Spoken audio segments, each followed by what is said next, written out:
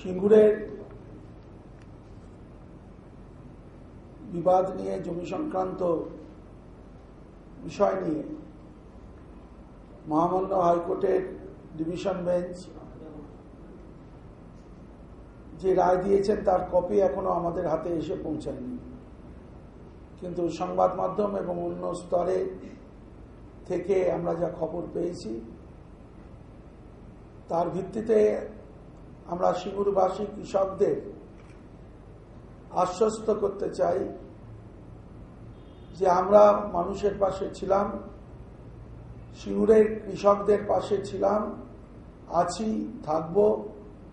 অনিচ্ছুক কৃষকদের পাশে থেকে যেভাবে আমরা তাদের স্বার্থ রক্ষা করবার চেষ্টা করে আসছিলাম তা অব্যাহত থাকবে এবং ক্ষেত মজুর যারা তাদেরও স্বার্থ রক্ষিত হবে। আমরা পূর্ণ বয়ানটি পাইনি, তারপর সরকারের তরফ থেকে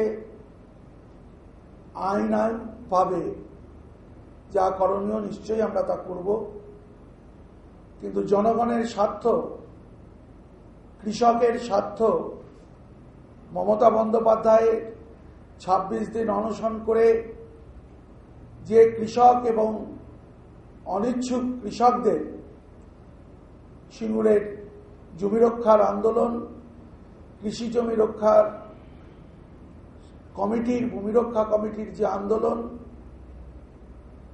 এবং যারা ক্ষেত মজুর তাদের স্বার্থকে রক্ষা করবার জন্য আমরা কমিটেড, আমরা প্রতিশ্রুতিবদ্ধ এবং রায় কপি হাতে আসার পর সরকার সে ব্যাপারে চূড়ান্ত সিদ্ধান্ত গ্রহণ করবে। আমি তো বললাম রায় আগে হাতে আসুক, আমরা দেখি। আমরা তবুও এক কথা খুব পরিষ্কারভাবে বলছি যে অনিচ্ছুক কৃষকরা যারা আছেন তাদের জমি ফেরত দেওয়া এবং ক্ষেত মজুর যারা আছে তাদের স্বার্থ রক্ষা করবার যে প্রতিশ্রুতি এবং যেভাবে বিধানসভায় সবাই ঐক্যবদ্ধ হয়ে তৃণমূল কংগ্রেসের বিধায়করা এবং মন্ত্রিসভা তাদের পাশে দাঁড়িয়েছে, সবাই মিলে বিধানসভার ঐতিহ্যকে রক্ষা করবা আমাদের কর্তব্য। এবং সবচেয়ে বড় কথা, অনিচ্ছুক কৃষক এবং ক্ষেত মজুর যারা সুদীর্ঘদিন এই সংগ্রামে এবং এই আন্দোলনে সিপিএমের বন্দুক, পুলিশের বন্দুক,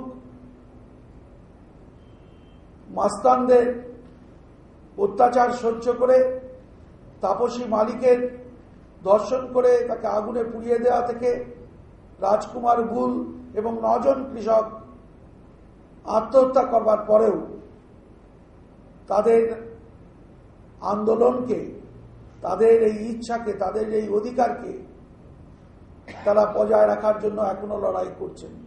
সরকার তাদের পাশেই ছিল, আছে, আগামী দিনেও থাকবে। কারা? উনি বলছেন মুখ্যমন্ত্রী ভয় পেয়েছেন। কাদের ভয় পাবে?